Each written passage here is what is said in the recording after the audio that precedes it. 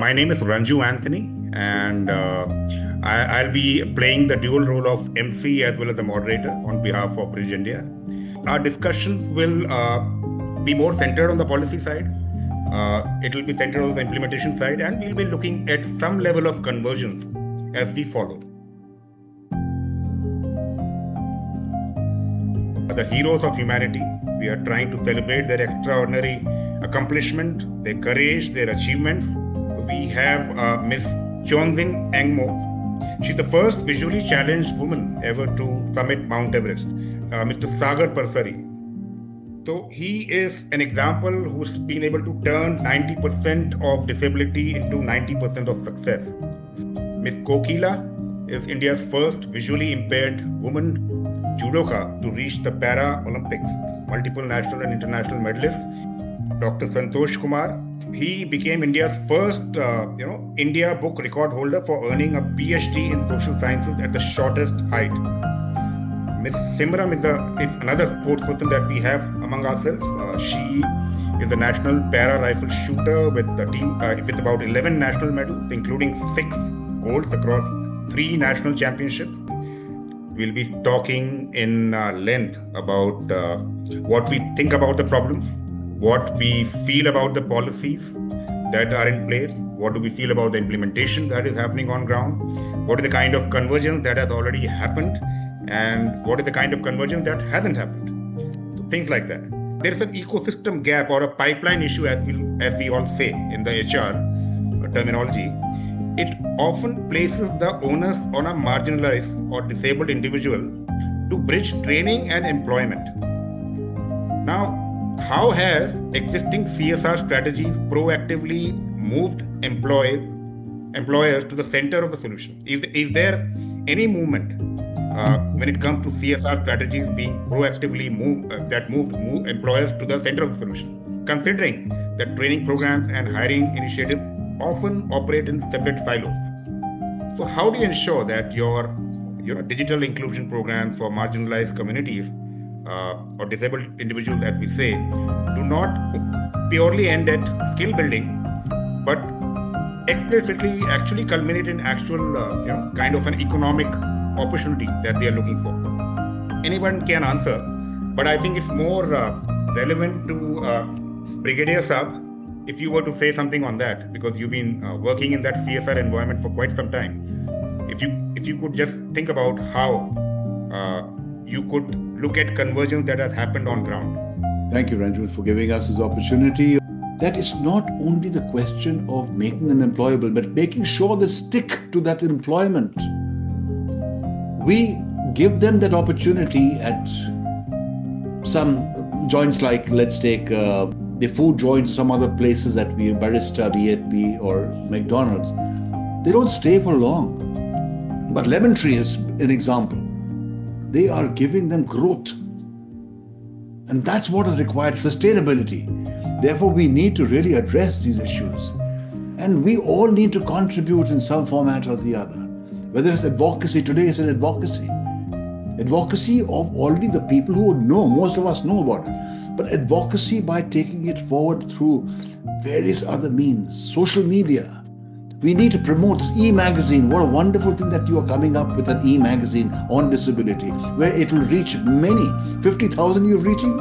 I think 50,000 to 5 is what should be our target. These workshops which we need to organize, that's how we can contribute. We need to really hear let's take the geriatrics care, for example. I mean, who is talking to the older generation? They're not old people, they're older than us, so older generation. They're lonely. That's also a form of a disability that we should really engage in. And therefore, despite the fact that we've got the Disability Act in India, the Persons with Disability Act of 2016, the Rights of Persons with Disabilities has been enacted, and with the aim of upholding the dignity of the people with disabilities and prevent discrimination. This has been replacing these various acts of 1995 and others. But on the ground, are we seeing it? Today in the world, over 1.3 billion persons are there with disability in the world. We need to really engage with those people.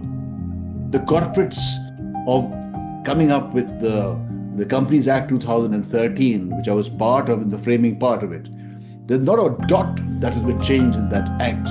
Rules have come up, but companies are still not supporting.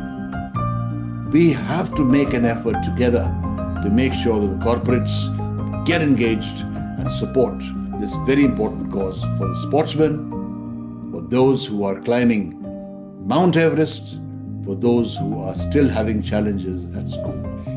But is there anything that you would want to say on the same topic when you talk effective monitoring of programs that are being funded or co-funded by Government of India or different state governments? Is there a mechanism in place where corporates could also pitch in to some level?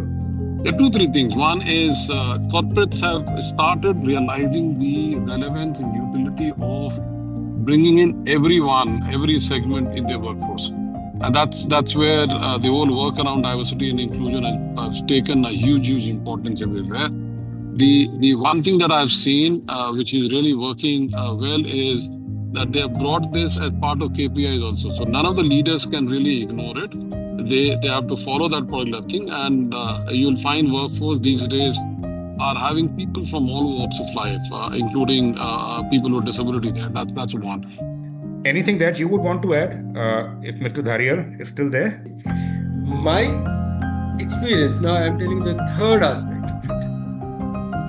I was involved in evaluation of the schemes for persons with disabilities and some good NGOs. When I see and go evaluate, do that FGD with the people, beneficiaries, I get the answer that yes, the programs, projects driven by the NGO sector or supported by the foundations, they are being monitored, their outcomes are better. How is the government ensuring leadership participation of people who are differently abled in policy design or I'll say programmatic reviews or decision-making platforms? How is the government able to accommodate them? Are they accommodating them, or are there any issues in terms of the framework that has been designed by the government? But I think where the biggest gap is in political leadership. That's a space where you actively don't find people with disabilities, which comes from the mindset of the society, because society is still not ready to vote for a person with disability.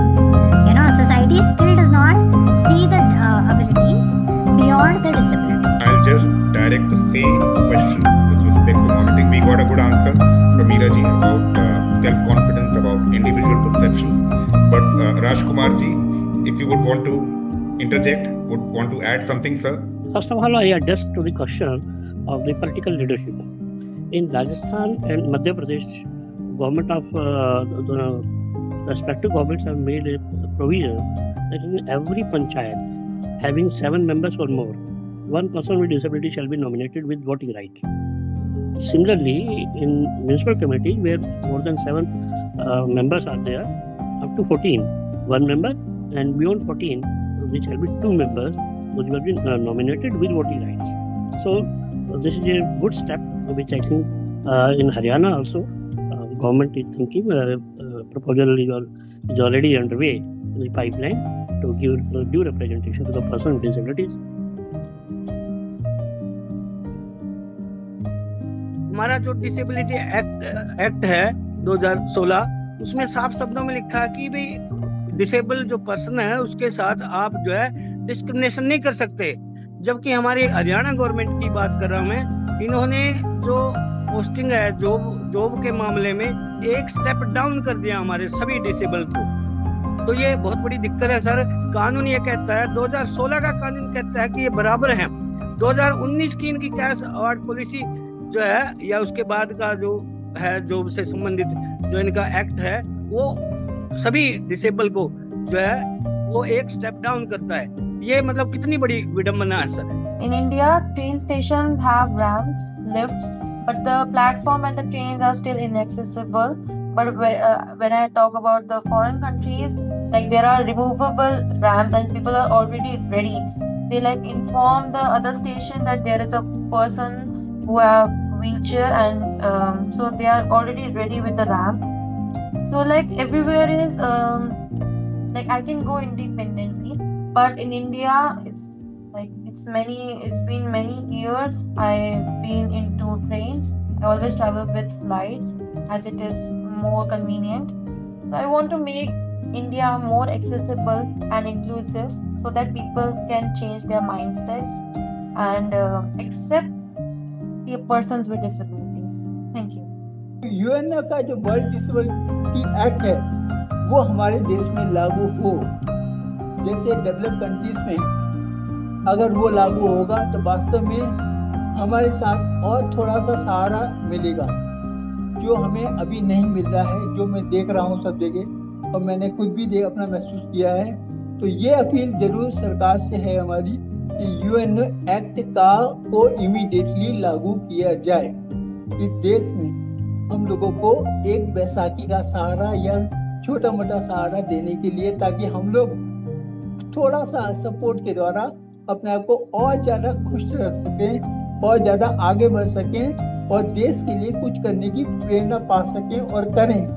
आज का ये जो आयोजन आप लोगों के द्वारा हुआ है, मैं आभारी हूँ, आप लोगों ने मुझे भी याद किया। प्रैक्टिकली दिक्कत यहाँ पे आती है, अब हम फाइट कहाँ पे करें? मैं खुद कोर्ट तक जाता हूँ तो मेरी एक्सेसिबिलिटी नहीं है, कोर्ट के भवन ऊपर हैं और जहां से सबको न्याय मिलता है वहां से सबसे ज्यादा पिछड़े हम रह जाते हैं, क्योंकि अगर एक बिल्डिंग दूसरे फ्लोर पे है तो जज मेरे लिए नीचे नहीं आएंगे और वकील मुझे ऊपर नहीं ले जाएंगे। ये वाराणसी की स्थिति मैं बता रहा हूं। So friends, are very happy to launch this e-magazine which is focused on disability. Kokila, many congratulations for doing such a wonderful work and making all of us proud of you. We have many of the NGOs implementers here who have been working day in, day out to take care of these disabled issues. We need to help them, we need to handhold them. A big thank you to heroes of humanity, those who have done commendable work, and their parents who are supporting them. Without the support of the parents, it wouldn't have been possible at all. A big thank you to all